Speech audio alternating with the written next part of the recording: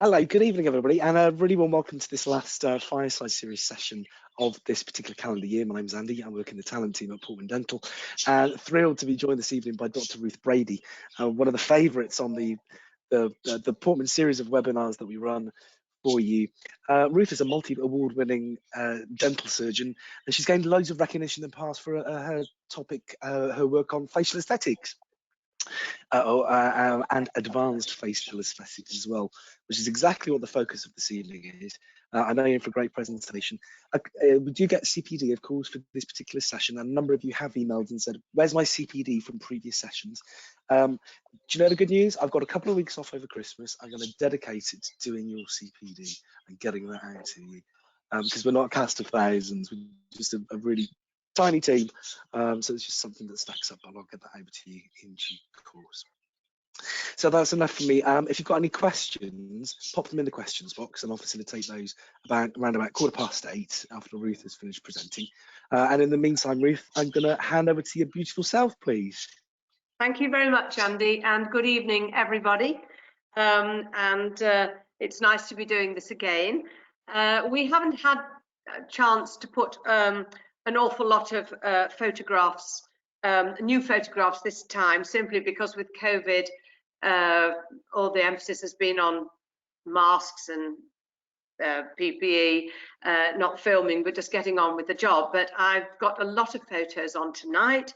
I'm going to run a little bit of theory through, but I'm going to actually run it through pretty quickly because that's not really the emphasis for tonight. I'm going to explain more on the pictures, but I've got to add a little bit of flesh on the bone there. So I'm so passionate about this job. I stopped doing dentistry per se, other than the TMDS, joint muscles of mastication and the pain management side, about 8 years ago. I've been doing this probably as long as most, probably one of the longest times that anybody's been doing it, and I'll probably still be doing it when I'm a fossil. So here we go. We'll just get on to the presentation again, and I'm just trying to, I've lost.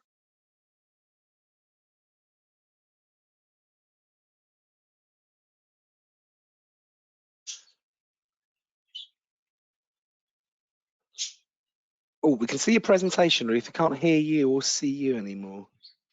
Right, I'm unmuted. Am I there again? Yep, can hear you now. Thank you. My presentation disappeared and my face came on, which is the last thing I needed to see this evening. So here we go. Right.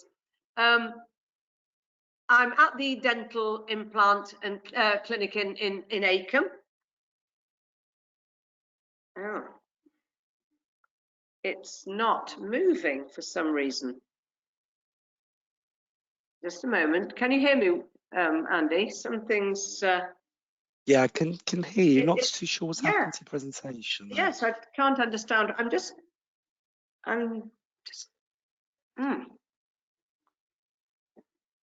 Normally it should click up and down, and it's.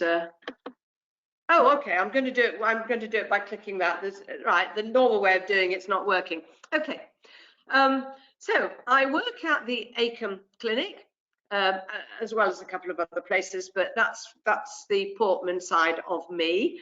And I have been an instructor on the Oculofacial Aesthetic Academy courses, where we dissect cadaver heads.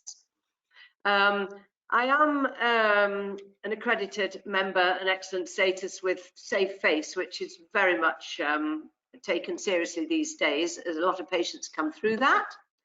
I was a senior instructor for Bob Carner in the Institute, but that was about 4 years ago, up to about that stage. And I have done some one-to-one teaching, which I do think is a wonderful way of learning. My webinar tonight is entitled, Let's Face It, Expanding the Frontiers of Dentistry, because I'm going to show to you how I feel that it really is an expanded part of dentistry. These are the aims and objectives for the evening. So you've all got this on screen. You know, I'm trying to show the multifaceted connections with dentistry and dispel the myths. You know, we want natural appearance, and there's a lot of images out there in the media, and you see people on television And when people say, I would never, ever have anything done to the face like that, I think that's only because you can see the bad side, the dark side of the subject. And, you know, it's a very good career to be taken by medical and dental professionals, but you need a thorough understanding of anatomy. And I want to illustrate how the improvements really can enhance your dental results. So, facial aesthetics is now an accepted discipline within aesthetic dentistry because it's part of the Aesthetic Dentistry Awards, of which some of those I have won in the past. And to me, that put it firmly in the dental camp. So what is facial aesthetics? Well, it's the specialty that deals with form and balance to achieve a more pleasing effect. And it encompasses the way the tissues of the face and neck age. So it's not all about aging. It's we treat patients from 18. I think my eldest are in the mid-80s actually now. So we've got relevance of facial aesthetics within a dental practice, and I'm going to show you this now. So, okay, if you think of the teeth as a picture doesn't look so good without a frame. Let's look at the lips and perioral tissues as part of the frame. And the frame enhances the picture. So if we consider the lips and perioral are the inner frame, I used to call that the frame, I've now extended things to say that the rest of the face is actually the outer frame.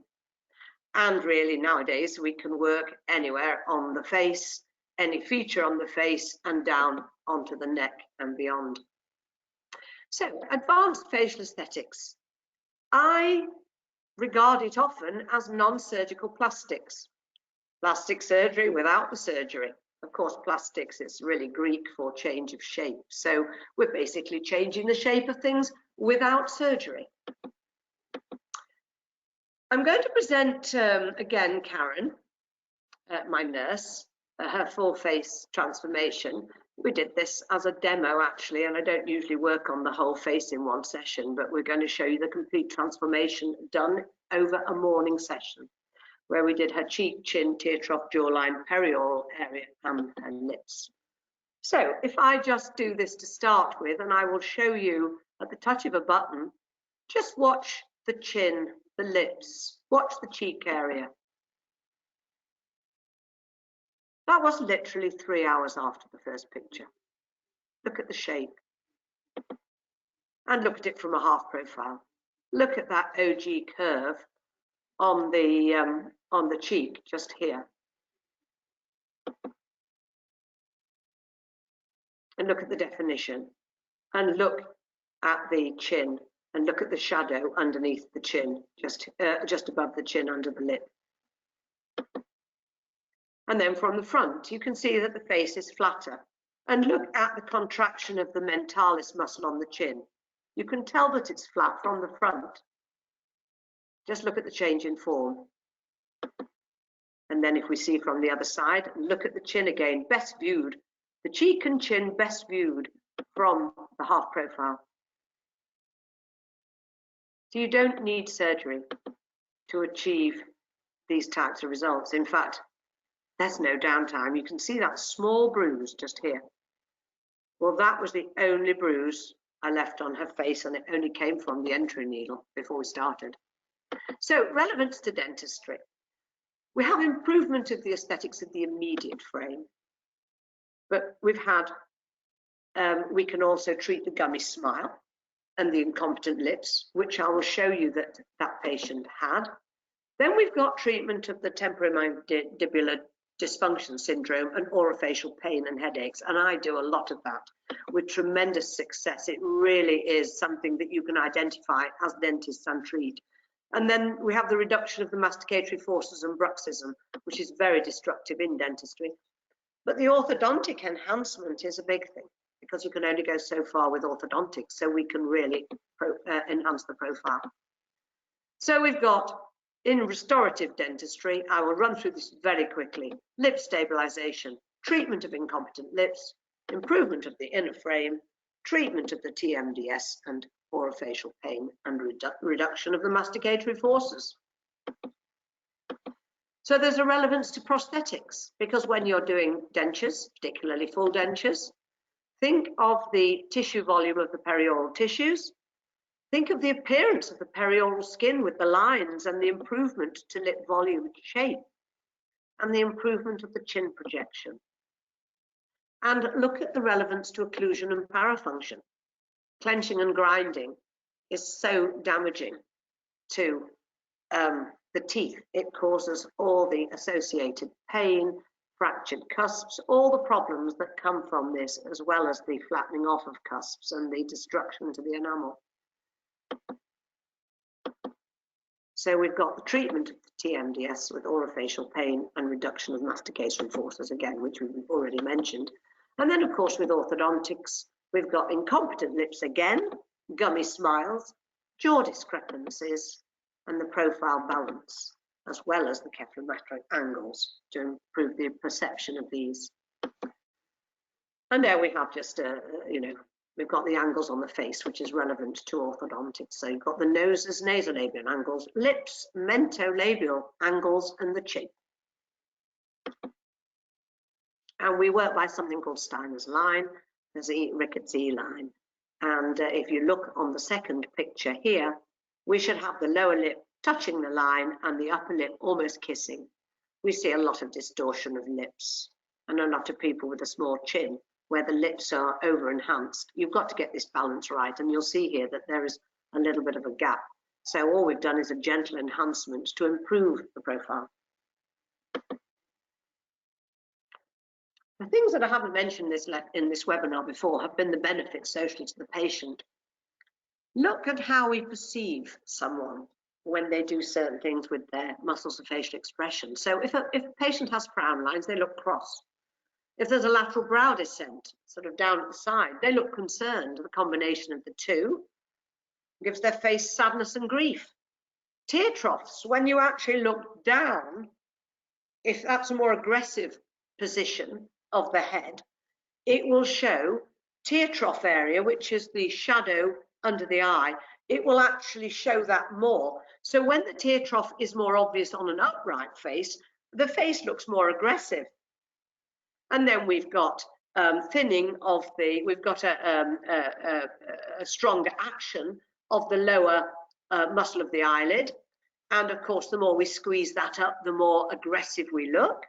And then we've got the snarl from descent of the mid face, sort of falling over the nasolabial folds. In addition, we've got pursed or thin lips. This is where you've got loss of volume, plus you've got a stronger orbicularis oris muscle because of lack of padding. That shows doubt. You've got a downturned mouth. I've got a hair in the middle of my face here, that's it. You've got a downturned mouth, the patient looks grumpy. If you've got an excessive chin crease, the patient also looks grumpy. It's like as in a child when you get a sort of that sulky face that a child shows. I'll show you some later. And the jowl, the patient looks grumpy, heavy lower face. All these features, these aging features, cause us to look grumpy and sad. Negative facial messages drive other people away because we talk with the expressions of muscles of facial expression. So even if we can't help it, if that's what we're portraying, it drives people away. They look cross when they're not. They could actually be quite happy. People have to force a frown to make themselves look happy. And other people are less likely to collaborate with us. And it affects how we are actually perceived by other people. So this could affect relationships, success in job interviews, success in attracting the right partners, and ultimately what lifestyle you go on to lead through marriage and career success, and many other things, many other examples. Then there's the psychosocial benefits where how we look most certainly affects our mood and our confidence, and we all know that. How others react to us does the same, and we're hardwired to appreciate beauty and to appreciate form and balance. So this is why it's so important to the patient as well that they can benefit. It is not a vanity issue at all. The subject of advanced facial aesthetics encompasses, so we've got the full face and neck approach, TMDS, clenching and grinding, tension headaches, and there's that other side in the CQC practice where we can control sweating of various parts of the body. And it's useful to have a dental background. You've got to know the structure of the jaws and teeth, the support they provide, the experience in facial analysis. We've got the detailed knowledge of the anatomy in the head and neck, even though you need more. And we've got fine injection skills with hand rests, which is so important. So it's very important to have an aesthetic eye, and we tend to have that, and an artistic flair. A good dentist will have that. A good cosmetic dentist will have that. But we also need an understanding of the aging process, to know which tissues come from where and how to put them back properly. If we don't know where they've come from, how on earth do we put them back? And I suspect these clinicians didn't know that. It's sad. We don't want animalistic distortions either. I'm sure some of you have seen these slides before, but you know, there's some bad stuff going on there. Let's look on the bright side and let's look on the good side. We want a natural harmony. We want patients to not look as if they've been treated. So let's look at Karen. If you met that Karen looking as she is on that second picture, you wouldn't know she's had treatment. And that was her second treatment, immediately post-op after her second treatment, a couple of months later. And then that's how she was after that. And these are really immediate post-op. So, treatment plan. Let's go on to this and let's have a little look. If I take my mouse here, we're wanting to bring this forwards. We're wanting to improve the lips. Steiner's line is wrong, as you can see here, whereas it's much closer here. And we want some shadowing underneath the cheek. We want more morphology. We want more topography. It's flatter like the Lincoln countryside. It's more like North Yorkshire here. So let me show, that was the plan. And we achieved that plan. And I was very happy with, oh, and then again, this was the day after. So that was the immediate post-op before, and this was literally 12 hours afterwards when we were in clinic, looking absolutely glowing. And look how it's hydrated her skin as well. So the face is always best viewed from a half profile. And just look at the change in the cheek. Look at the lip projection, the maxillary projection, the shadow under the chin that's completely missing here. You know, this part of the face at this angle denotes youth, because as we get older, it becomes a lot heavier.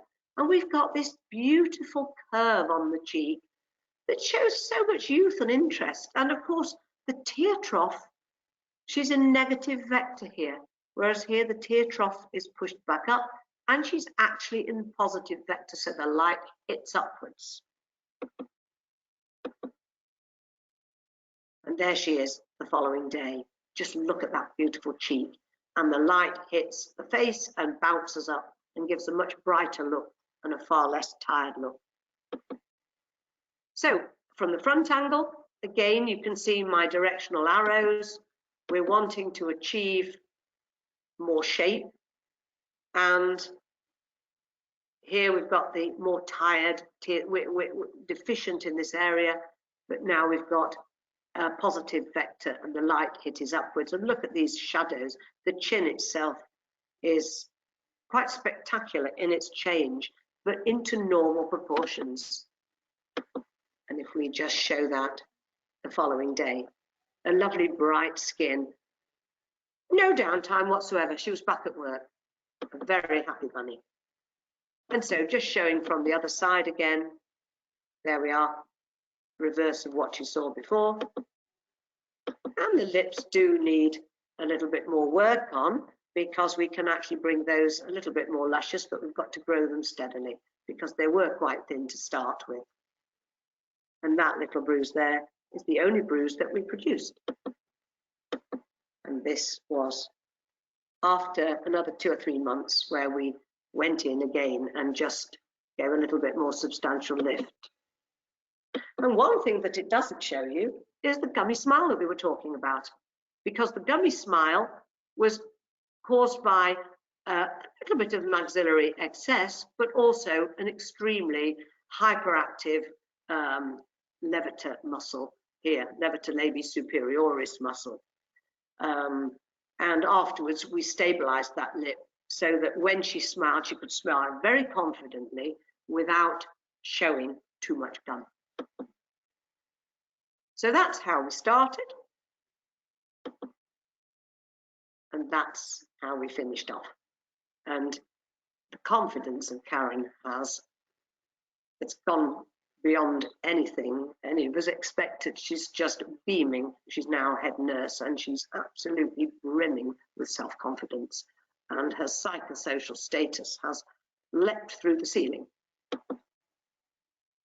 And my husband loves this picture of her in the center. It's her typical cheeky look.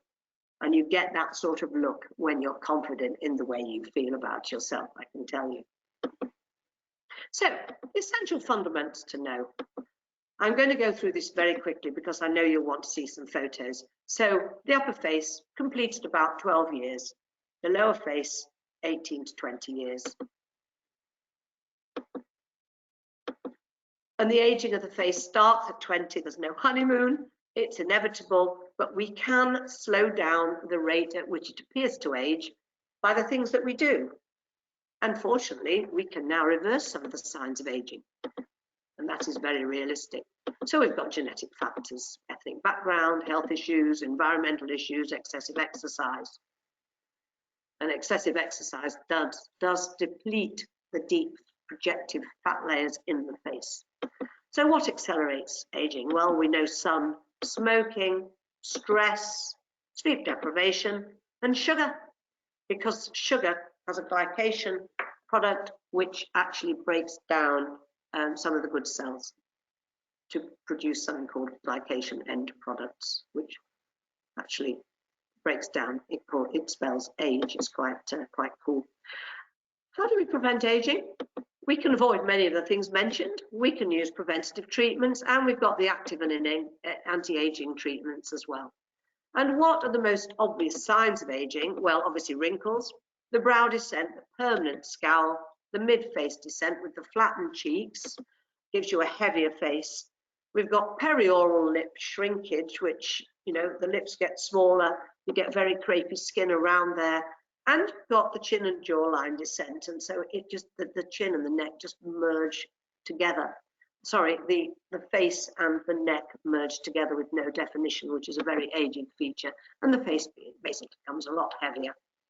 And on the whole, it's caused by muscle hyperactivity. So somebody with a strong expression will end up being, sorry, I'll go back there if I can. I don't think I can because my button's not working. Never mind. Not all wrinkles are unattractive. I think it's rather cute. But yes, you've got the downward pull of the muscles, you've got gravity, and you've got loss of volume, which is those are the main three things that cause the aging. Sorry that slide went too quickly. So what can we do to help? I'm going to be very brief over this. We must think of facial structure, that's the bony structure behind, the ligaments and the fat pads that keep us projected and in the correct shape, like you saw on Karen, the SMAS layer, which is like the tight petticoat layer, and the underlying nerves and blood vessels. And I put this into a bed analogy where the bony skeleton is the frame, the mattress is the deep fattened muscles which give you the projective shape, like you saw with the chin and the cheeks on Karen. The bedclothes are the more superficial. Some people are thinner, some people are fatter, but that's just the bounce that we've got on top. But they lie over the shape of the mattress and the frame, and then you've got bedspread, which basically is the fine crepiness on the top surface, which you see on older people. So you've got 5 layers: skin, superficial subdermal fat, SMAS and muscle, SMAS being the supramuscular aponeurotic system, which is like a tight petticoat, fibrous system. And then we've got deep supported fat, which I call the mattress, and we've got the bone. And I'm working on in all those different layers under the skin. So look, here we have a saggy mattress, it equals a saggy face. So you get a good mattress, you get a good firm face. And although Karen's was more developmental, it wasn't an aging issue, I gave her a lovely projected feature. But an older person, when everything goes saggy, we can do the same. And you just have a look at this image here, where all the fat pads in yellow, they're all very much intact when we are young. And then they deplete, and if you do too much jogging, it depletes even further, too much sort of cardiovascular work, and this is how we are as we get older. And you can see the reflection on the other side. And the ligaments, they're very important. They hold everything up in place. Unfortunately, those go rather slack as we get older as well, so they don't do their job quite as easily.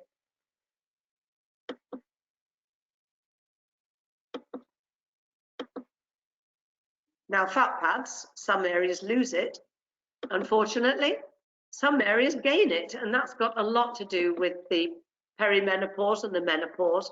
Some move further apart, so they then start to appear as separate structures, particularly on the mid-face, so that we get grooves in between, and the loss leads to these contour deficiencies, which throw shadows, and we need the right amount in the right places. Excuse me. So it's just a case of redistribution, accumulation, and atrophy, and what we've got to do is we've got to correct the facial volume loss.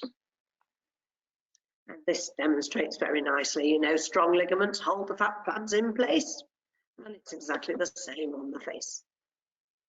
And these animals don't have them. They were bred out, and this is what happens. But it's all right on Sharpei. If you look at these pictures here, we've got full cheeks, positive vector, depletion and dropping, and here we've got a lot of depletion and negative vector and negative light, throw and shadows, and that's where we end up. And this is where you'll go prematurely if you do too much jogging, because this is what we call jogger's face. And I'll demonstrate that here. If you just have a look across and you see these nasojugal grooves, the fat pads are all separating. These are descending. We're growing more down here, and eventually we grow more down on the jowl area. But we tend to keep this one a little bit higher, so we get this break in the middle. And the SMAS layer I call the Velcro system. This is what helps attach the skin onto the muscle. And Rajiv Grover did a study which showed that Caucasian Europeans, we seem to be the worse off because we've only got a 13% fibrotic layer in the SMAS layer, whereas the Japanese have got about 33%. So they've got they age much better than we do. And then I'm just going to whip through these because I want to get onto the photographs. So we've got nerves, blood vessels, and muscles. We must study these in detail. And we've got to look, do we restore, do we enhance, or do we relax the muscles on the face? Do we restore deficit and replace volume? Do we enhance like we did on Karen? Or do we just smooth out the face and relax the underlying muscles, the negative muscles? And certain procedures will boost the body's own regenerative cells, and they'll produce collagen and elastin, which is abundant in the youthful skin. So early intervention does slow down the aging of the skin. There's absolutely no doubt about that, but we can bring a reversal as we work on older patients. And we can use botulinum toxin, dermal fillers, platelet-rich plasma, threads, surface treatments, and cosmeceuticals. I am going to concentrate on showing you things where we've used botulinum toxin and dermal fillers. And we use them in a variety of medical conditions. And it's preventative on the younger, relax and smooth on the older one, and relax and improve on the older patient because we cannot smooth them out completely. And then dermal fillers, hyaluronic acid particularly, I'll come to, but again, they are used in medicine as well as cosmetic treatments. They are proper medical tools. And then we've got dermal fillers and collagen stimulators. We're trying to give back volume loss, shape, structure, and provide it as a shock absorber. So we can use in all these areas, lips, perioral lines, chins, jawlines, noses, cheeks, etc. As you saw on Karen, we can use dermal fillers. And there are various types. You can forget the permanent straight away. We only use the non-permanent. And the main group being hyaluronic acid, which is a water-holding sponge available. It's present everywhere in the body, in all animal species. It maintains plumpness of the tissues, and it holds the water within the tissues. It's basically filled. If your water table is full, it's part of your water table. And now it's reproducible in a laboratory. And collagen stimulators are similar, but they just go into improve the same types of features, but they actually stimulate collagen. So I use cannulas versus needles because this is the big question. It's about a 50-50 split, but this is what is more likely to happen. Vascular occlusion, blockage of blood vessels if you go in with a needle. This is a bruise. This is also more likely to happen, but the two are very different. This one will heal.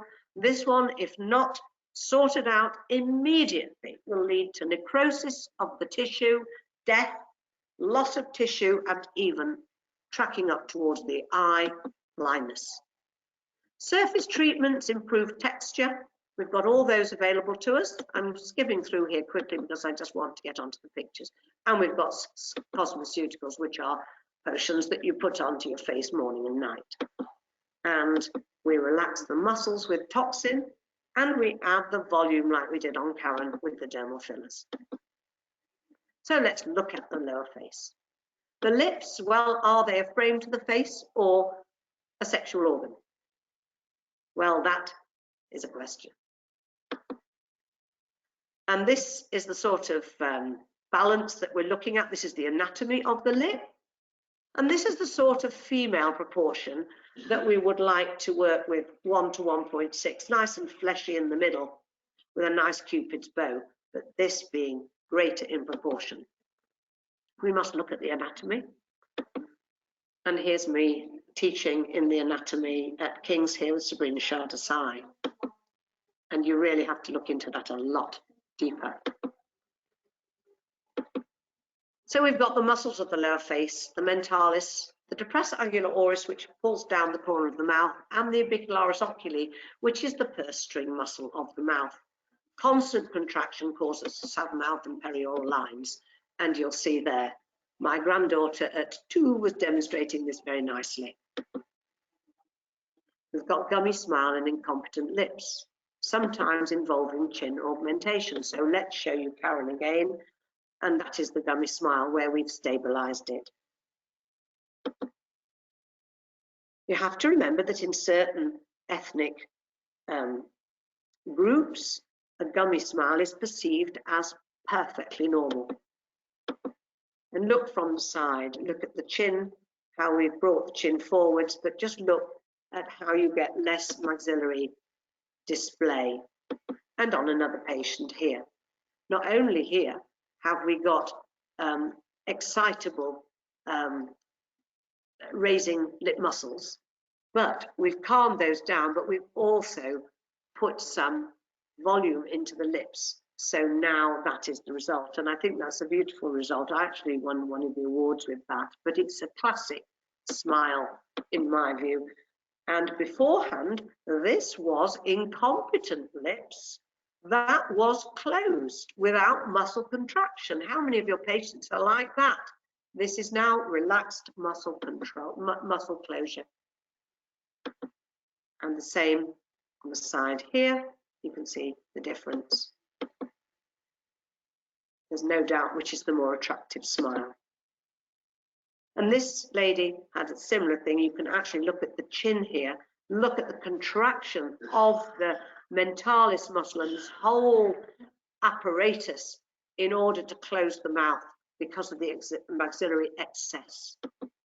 And afterwards, okay, she's still quite short in the amount of white tissue material that she has here, but we've brought her chin forwards by this here, and we've enhanced the lips, and it's really improved the situation. And there she is smiling as a much happier person. And another case here for you to see where we've actually calmed the upper lip down, stabilized the upper lip, and brought the chin forwards as well. That made such a difference to that young lady. So we can just enhance younger lips. So we'll show this one again. Trying to get just a very nice, natural Cupid's bow, good proportions, tipped up at the corners. Nothing looks false about that. And I just put this in to show you the immediate post-op. There's no bruising there. Little bit of reaction to the alcohol and Clinicept that we used. She's flushed a little. But that was the end of treatment with a cannula. And that was it a week afterwards when everything settled. Lovely Cupid's bow, lovely shadow, tipped up corners. She wasn't that old, but this was the patient with the previous incompetent lips. And again, young girl, you can see the fleshiness in the center there. Her lips were fine before, just perhaps a little flat, but she just fancied being enhanced. And some of these young girls do. And there we've given the lower lip a little bit more succulence, if you like, so that it fits with Steiner's line better. And this was from a photo that she sent me, but I think that, it suits her. There was a little bit of Caribbean blood in that patient. And again, you can see here from the front how this has just projected it better, whereas the lips are rather flat. There's no shadow underneath, even though she's only in her 30s, early 30s. And they look very dehydrated. They're better hydrated. And again, we've got just that little bit better balance. And look, from the side, if you think of Steiner's line, it just didn't work as well on this previous slide. So we're correcting the balance. So normally on younger lips, you've got the nasolabial lines are normal depth, they don't have marionette folds, and they don't have the problem with perioral lines, which come later on in life. So on older lips, we've got a restoration, a reshape, and an enhancement, but we might need to treat the perioral lines as well. So we've got to restore all these things with shape, size, projection, ratios, and horizontal contours. And we can give them an uplift in size if they wish, if it's within normal. And what has caused the demise? Well, it's loss of volume, it's the depressor angular oris, it's the muscles, it's the flaccid skin, it's the descent of the mid-face, it's the general aging. And there's another thing to think about if you're a dentist. Dentures lacking support? Is there orthodontics required?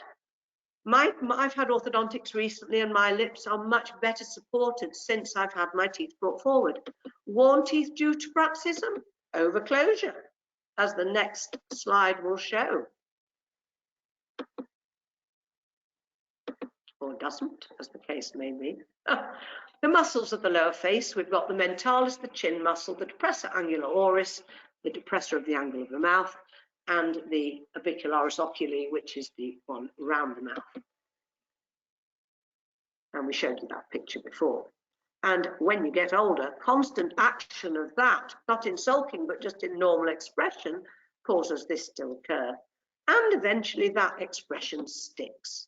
So we've got the drawstring bag effect, which you can see as you start to lose fat in the tissues around here, the skin literally mirrors what the muscles are doing. And eventually, if you do it enough, they'll stick.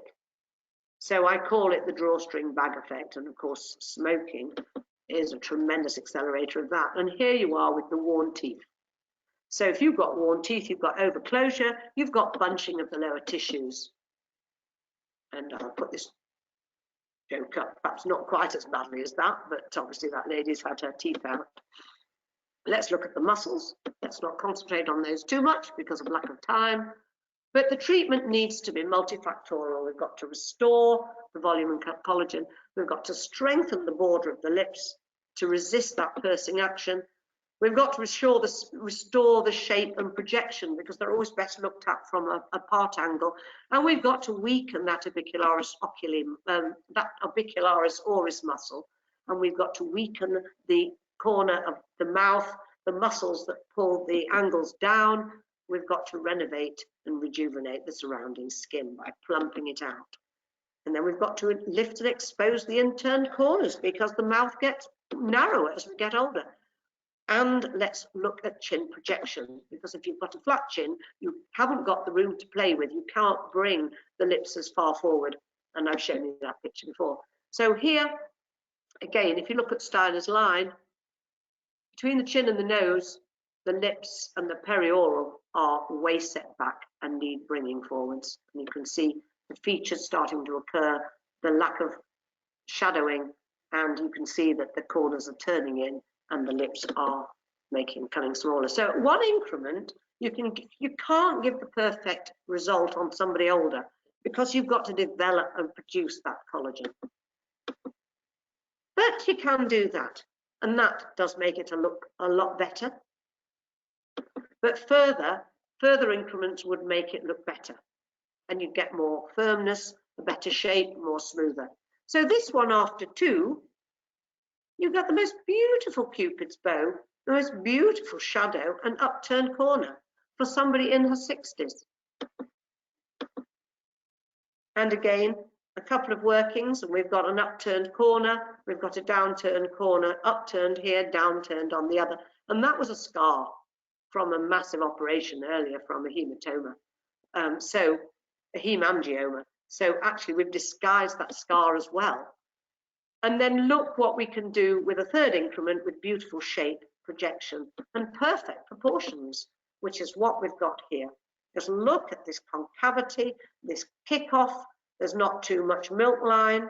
We've got a beautiful shadow underneath and an upturned corner on somebody who is almost 50. And the same here at another angle, always viewed best at the part profile.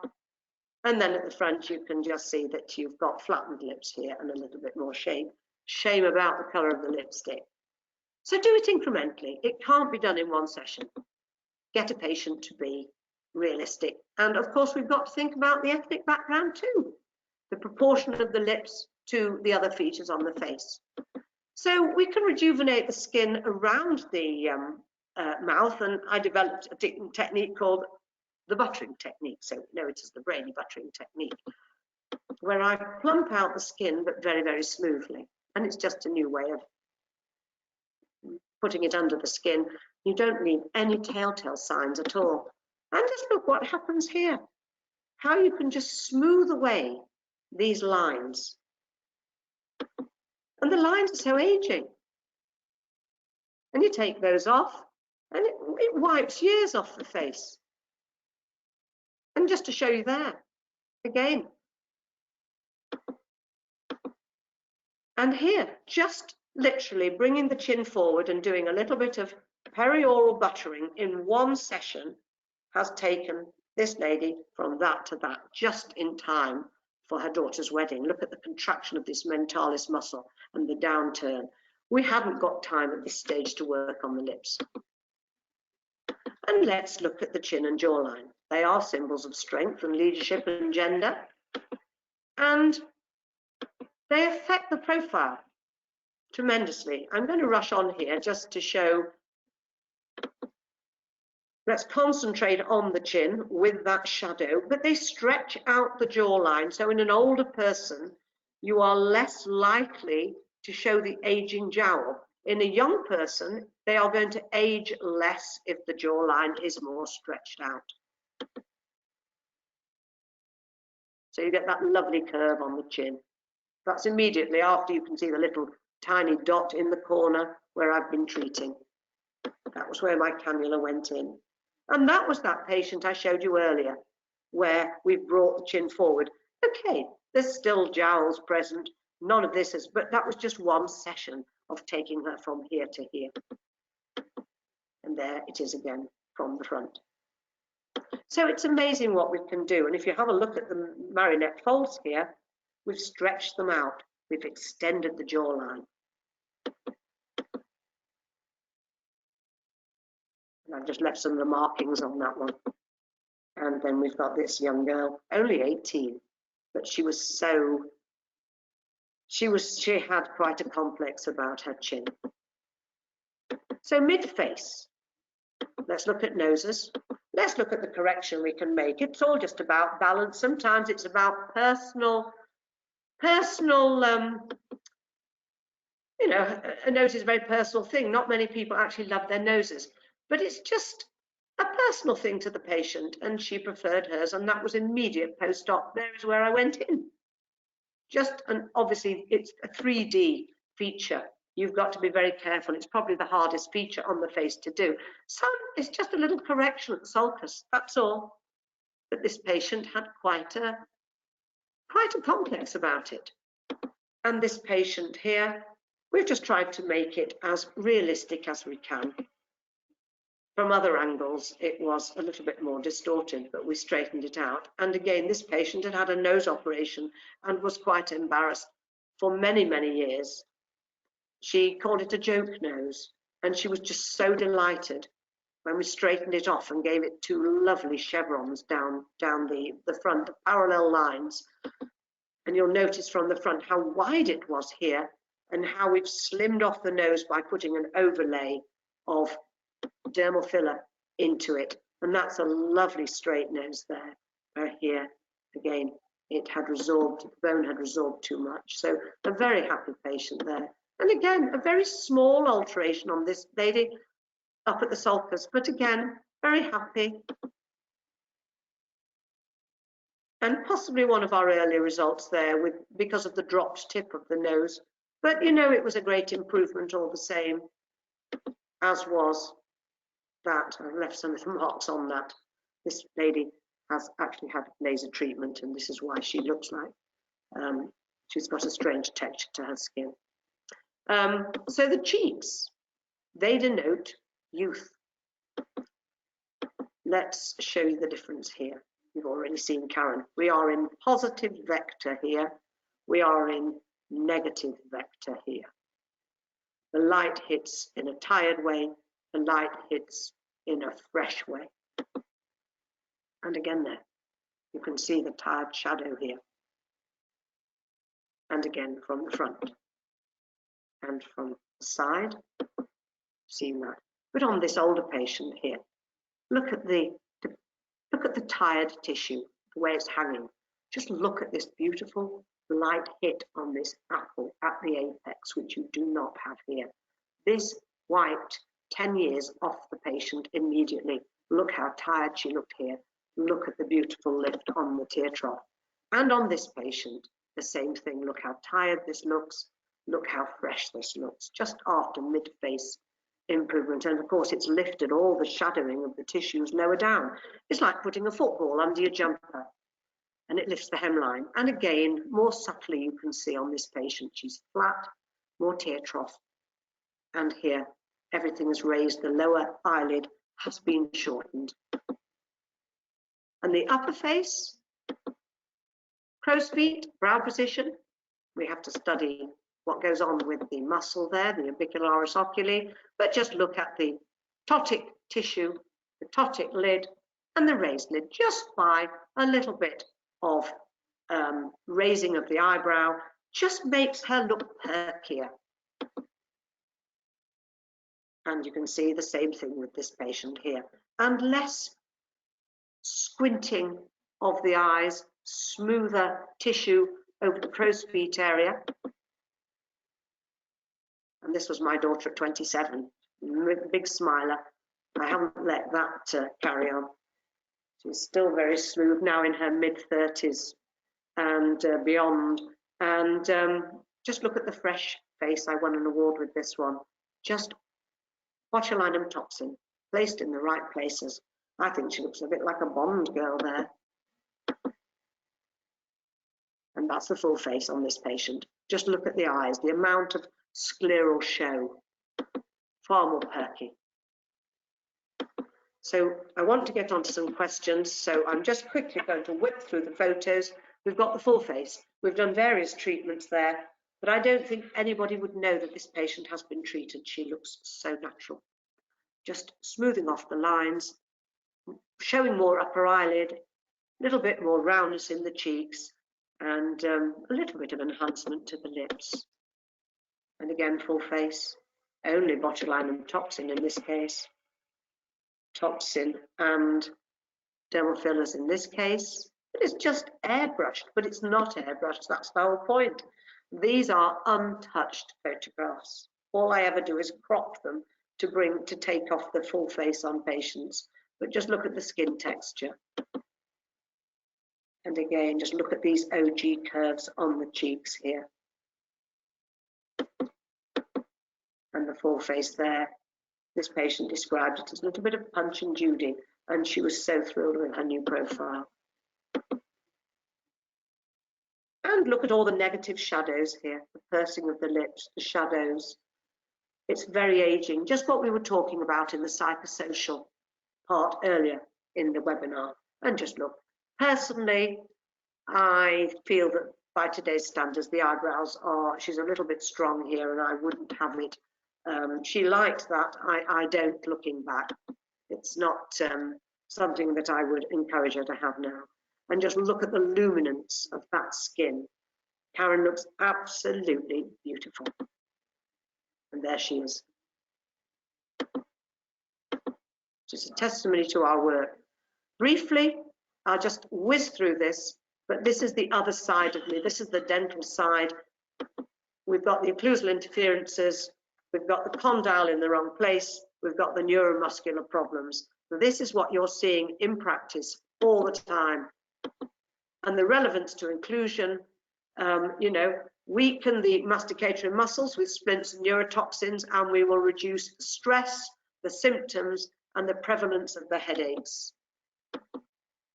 I spend a lot of my time doing this. I see people with parafunction.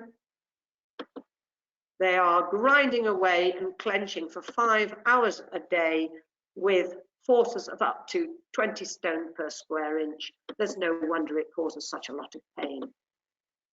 And you get all those things. You've all seen patients with those features. And I ask them to quantify from 0 to 10. And generally, my common patients are around about 7 or 8, some 9, and I can literally get them down to 0 or 1 out of 10 in terms of subjective pain. They just say it's an absolute miracle. And I do it with splint therapy and botulinum toxin after doing a very good occlusal examination. And that's the splint therapy, and that's the botulinum toxin therapy, but I'm just going to show you some, we do get facial slimming with it and smile asymmetry and hematoma. Facial slimming may not be good if it's a man, you have to warn them of this, but we don't tend to we get the facial slimming, but we don't get those other complications, I think, because of the way we're trained. But look at this heavy face. And look on the third after the second dose of toxin. She's a much happier person. She was 9 out of 10 pain here. She has no pain here, nor headaches. And I just provided this. She was anterior open bite. She was the worst type because she had all her force on the back teeth. We had her in a splint. It was a full contact splint. Then I took the contact off the molars completely. I used the toxin in the muscles twice over at 6 weekly intervals, and that was the result. And she has been marvelous ever since. So we want to respect the anatomy. We want them to be natural. We want to keep them good with age, ethnic background, and gender. And if it's been done well, it shouldn't even look like they've had anything done. And I have to say, most of my patients, you can't even tell where they've been treated. Their friends don't even know. So the trouble is, they all come under the radar, and it's not good for spreading news about your business because nobody wants to talk about it. But fortunately, I do stay busy, and it's all about following the correct facial form. So it doesn't matter what ethnic background they come from, you've got to stick with that. So we want them to look well, not odd. We want them to look like the one on the left, not the one on the right.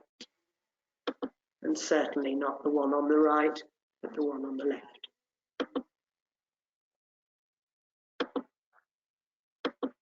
And you've got to think, is it a psychiatric issue when we get patients looking like that? So let's be realistic in our expectations and let's produce beautiful results. And you can all do it if you have the right training. So thanks for attending. And I would say any questions, we've got, we do welcome your referrals, and we are on Facebook and we're on Instagram. Over to you, Andy. I'm sorry it took a few minutes longer. Not at all, Ruth. Absolutely It's a fascinating. massive subject. Yeah. Oh, absolutely. And so fascinating. I saw the slide come up that said fat pads and my heart sunk. Because I thought, just talk about me then. And then you mentioned a football under the jumper, and I got really paranoid at that point. It was as if you live in my house. So I've got a question for you here, Ruth, from Agostina.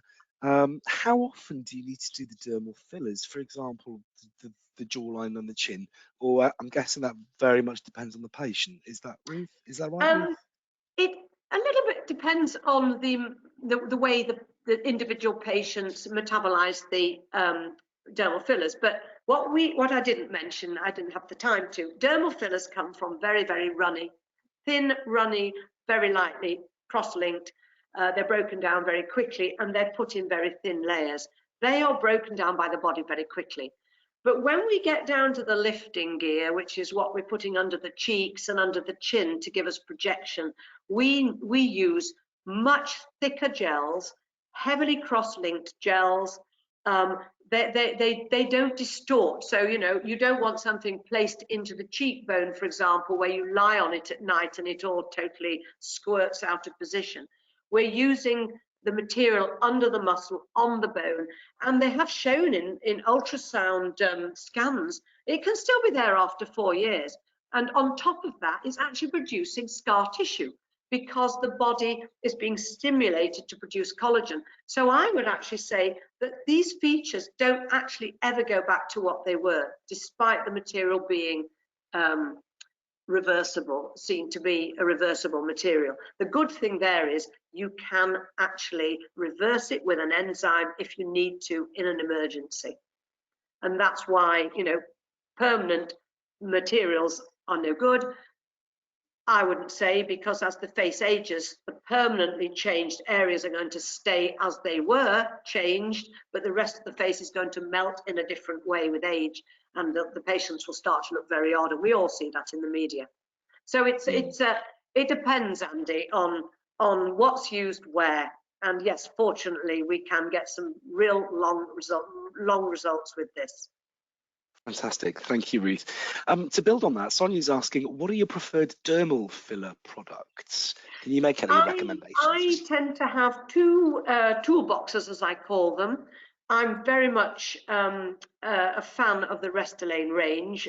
They have got something for everybody, and they've really evolved over time. I like their syringes too, because they have a small lumen, a long syringe, and a small pressure with the thumb.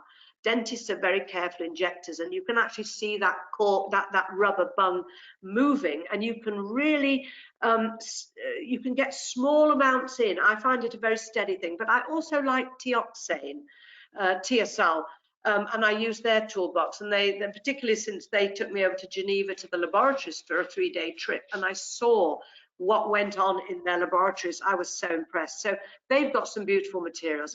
I use those too. I don't see any advantage in, and I use Profilo, which is just a skin booster, but I don't see much point in using a lot of things that I haven't tried and tested. The things that I use, I stick with because they work so well, and you've seen the results on the photographs, and I hope everybody has liked what they've seen. Yeah, fantastic. Thank you so much, Ruth. Ruth, always love your sessions. You're such a treasured part of our group of dentists that present for us. So thank you so much You're for this most evening. It's welcome. absolutely fantastic. And Some lovely feedback coming in. I hope people have enjoyed it. If they want to get in touch with me, you know, even for some advice on training and one-to-one training and things like that, Dr. Ruth Brady, Advanced Facial Aesthetics is the Facebook, and we've got, I think it's Dr. Ruth Brady Facial Aesthetics, I think, is my Instagram. You'll find it anyway under my name. But they can direct message me to speak if they would like to, you know, find out more about it. I'm speaking to a girl on they come from all over the country, actually, people just wanting advice on the training aspect. There's a lot of training camps out there, some absolutely rubbish and some good. So you've really got to get onto the good ones. Yeah, I can imagine. And I really do think it's something that people will integrate more and more into practice. It's not going away, and it's part of practice. Yes. You know, patients are going to start expecting it more and more, and they'd rather their dentist did it, I think, because they already trust the dentist as a clinician anyway. And they've got that relationship with them. Yeah, absolutely. Exactly. Absolutely. Exactly. Ruth, thank you so much. You are a diamond, you know that. And we'll be the Portman Academy for Clinicians will be back on Wednesday, the 12th of January. Now, and that's a really good session, actually, team. It's about responding to complaints in the contemporary world of dentistry. And we've got our own house complaints team, and our head of regulatory taking us through that session in terms of how should we respond to patient complaints. I'll get on top of your CPD soon, like I mentioned. Don't worry, I know who you are, I know where you are. Have a wonderful, wonderful Christmas, and we'll see you on the 12th of January. Thank you again, Ruth. Have a lovely Christmas, everybody. Happy Christmas. Thanks, Ruth. Bye-bye now. Bye-bye. Bye, everyone. Bye.